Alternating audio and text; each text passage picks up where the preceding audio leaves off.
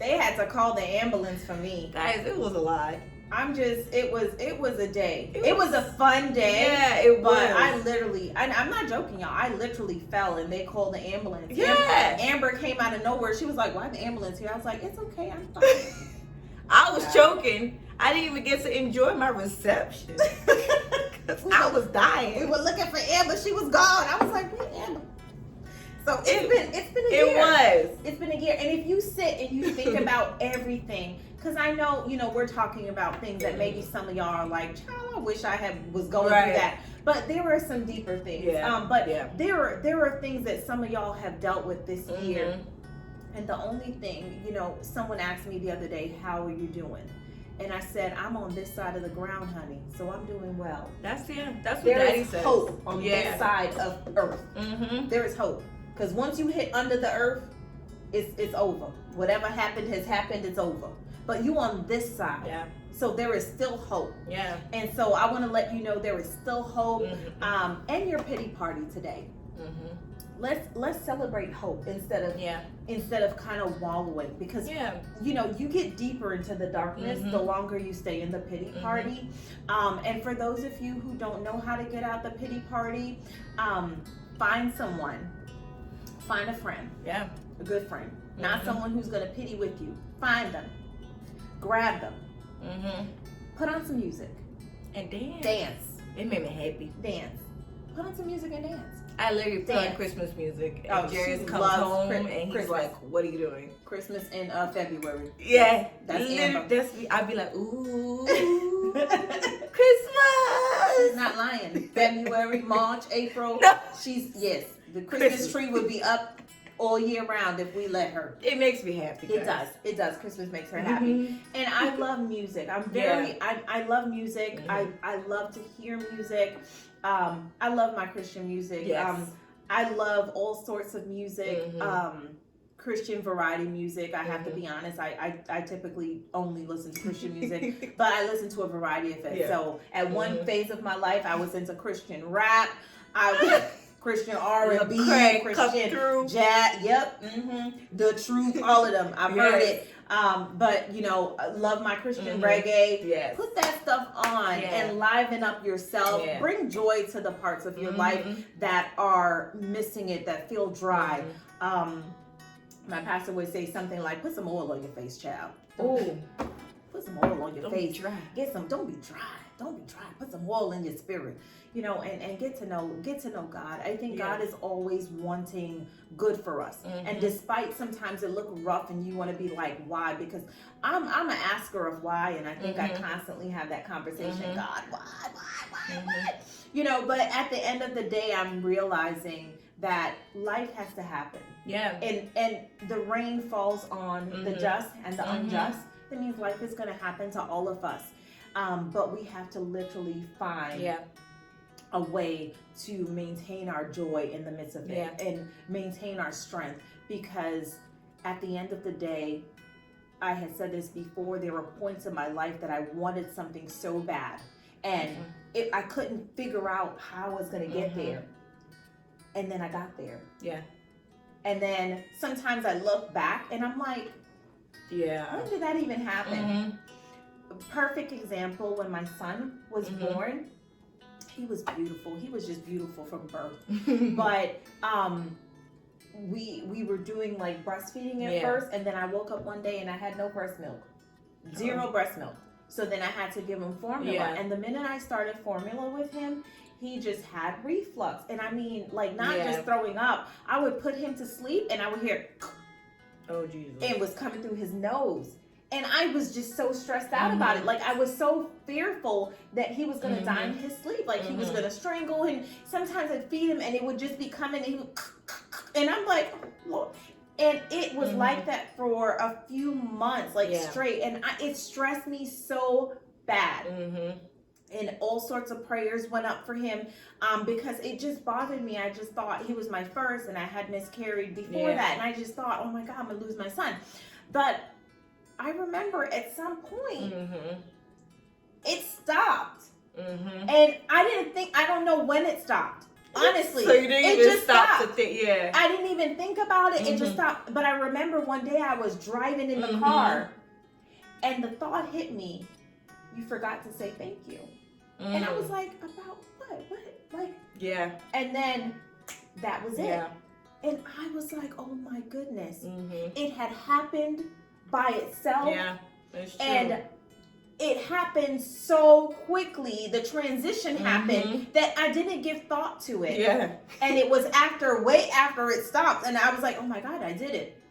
So life will get better. Yeah, you will overcome the hurdles. You will overcome the stress. You will overcome it all. It will get better. And when it gets better, stop and say thank you. Yeah. Stop and say thank you. I think I've catch myself a lot of times this year saying thank you to God for the good, the bad. I'm like, all of it. Honestly, like this is big. Yeah, it's like I sit. I'm like, that was rough, but I'm good now. Yeah. So it makes you. Yeah, it's honestly all of those every time life happens to you, it's a lesson, honestly. And it's something that's gonna make you closer to where you need to be, make you closer to who you need to be. It's like you're one step closer to your destiny. Yes. And it turns you to the person that God is wanting you to be. Yes. Honestly. It does. It does. It really and I does. believe that. And I always got to bring scripture up. So yeah. Job, when I thought about this whole pity party thing, I was like, well, who had it rough? And Job had it real rough. Yeah. Job was there every day praying for his family. Yeah. And because he just anticipated that something was going to go wrong. He was there praying day and night. And the whole family partying and having fun. And day and night, he was praying for them people. And life struck Job. Yeah. Hard. He lost his kids. He lost his wealth. Did he get those pox things? Yes, he had boils all over, sores all over his body. So he lost his wealth, his health, his family. Yeah. And then his wife was like, dude, just curse God and die already. Just die. Child, she was done. She was done with the whole situation. Can't take it anymore. She said, my kids are gone. You broke, and look at you. Just curse them and die. Yes. She was done. But oh God. And then his friends came and made it worse. Yeah. And I'm not saying they were bad friends, but Lord Jesus, come on, we need friends that's gonna tell us, when the going get rough, they gonna keep supporting you. But the friends came and they said, Job, you know why this happening, right? Because you was pretending all the while that that you were the man, and you weren't. You wicked, and this is your punishment. His friends, one by one, came and told him that. And at the end of it, God restored Job. But at one point, Job was having a little bit of pity party. Yeah, I remember he went to God and said, God, why? Yeah. I cursed the day I was born. Job was done. That's my favorite story. I love that story. It's a beautiful story. Yeah. It shows tragedy. It shows everything, but then at the end, restoration, hope, everything comes back, like and it comes back circle. 10 times over. Yes, it's like amazing. Some of the things that you've been through, it's gonna be rough. I can't say that it's not gonna be rough. Yeah, you're gonna have some rough patches in life, but it can get beautiful. Yeah, and not just beautiful, it can get better than it was before. Just say there's a lesson in this roughness. Yes, there is. And learn it and grow from it. Ask God, okay, God, what do you want me to learn? Right. What do you want me to learn? What do I need to learn now? One of my friends said that, actually. Yeah. She was saying instead of her, going to God complaining about it, every time something was going rough, she would sit down and ask God, what is it that I need to learn for my next step? Yes. And that's what something I was like, well, I like that. Instead of you going to God and saying, God, why? Like, this is going on and I need to be doing this. Ask God, what is this? What in this do I need to learn from? Yes. So I can be the better person tomorrow. Yes. So and be prepared for the next step. Yes. Because sometimes I see people do this all the time. I've seen survivors of horrible situations become advocates to teach other people how to survive horrible situations. Sometimes in life we're wanting to be this type of person, and we don't want to go through things. We don't want to go through the fire. We don't want to be tarnished by the fire. We don't want to smell like smoke. But sometimes God takes us through the fire to show other people that have been through the fire, that are struggling with it, they're burning up. He wants to show them you can make it through the fire. And at the end of the day, after you've gone through it, you don't have to smell like smoke. Exactly. Because sometimes life, there are two types of people. They've gone through it, and you could tell they've gone through it. Boy. It's just all over them. It's all over their body. It's all over their walk. It's all over their... The bitterness of the situation has consumed them. Everything that comes out of their mouth is issues and problems and hurt. And they didn't divorce that pig. They haven't, and it's just consuming them. And it's wherever they go, it's the fragrance that they carry. And then you have those people who have gone through the same type of situation. And but they don't smell like you can't smell it. All you smell is roses. All you smell is beauty. All you smell is something that you want to be around, and it draws you to them. It's because they've learned how to go through the flame and come out victorious. I think some of the people too that go through the flame, they hold their own self back. And that's why they end up coming out still smelling like smoke. Because they get stuck in the middle of the flame, and they're just like, you know what, whatever. I give up. I'm just gonna die.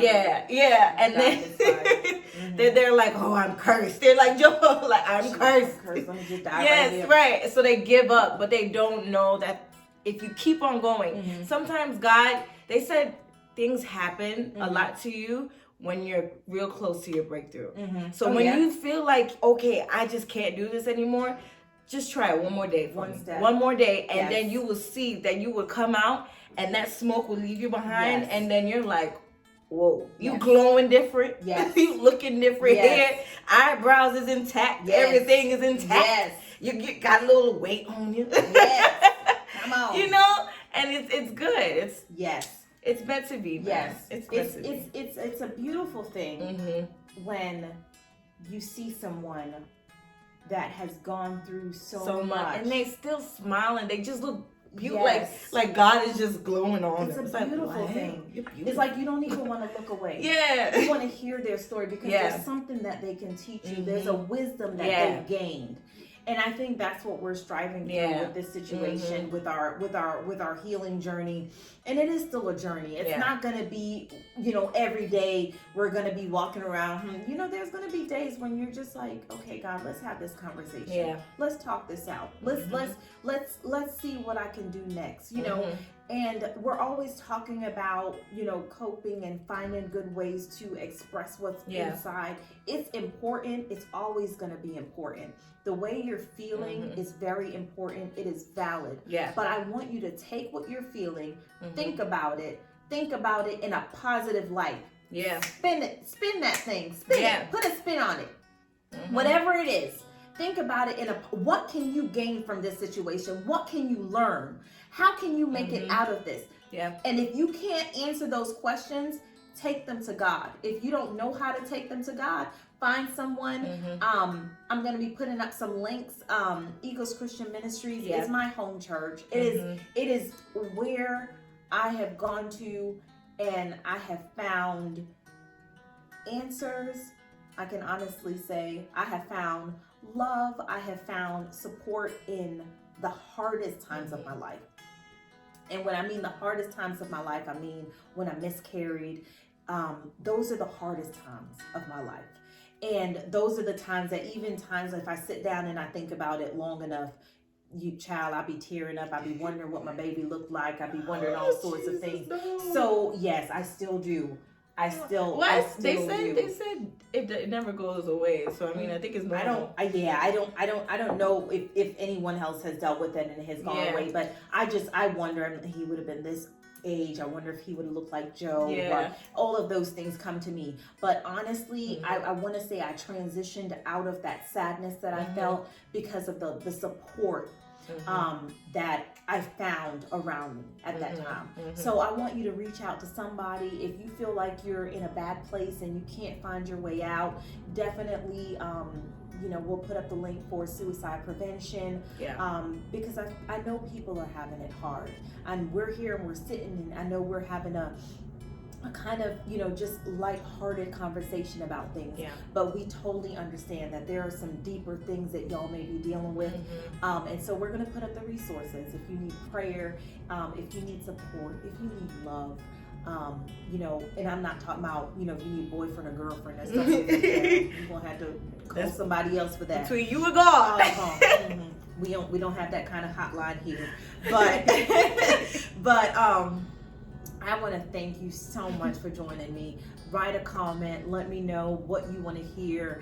Let me know how you're doing. I'm definitely, I want to know how you're doing.